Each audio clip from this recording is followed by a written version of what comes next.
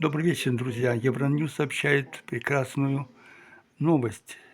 Э, США, Трамп, предлагает решение проблемы военного конфликта России и Украины. Но беда в том, что Европа, к сожалению, хочет, чтобы война продолжалась дальше. И не хотят поддерживать эту инициативу Трампа.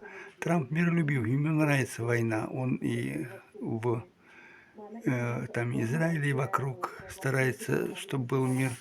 И здесь особенно, когда две великие и огромные страны, э, бывшие друзья и родственники Украины и Россия воюют, это ужасно и неправильно.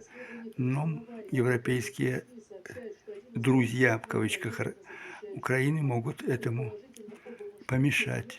Важно, чтобы наша Латвия помалкивала и слушала то, о чем говорят и чего хотят все-таки лидеры Европы. Кстати, Венгрия выступила умеренно.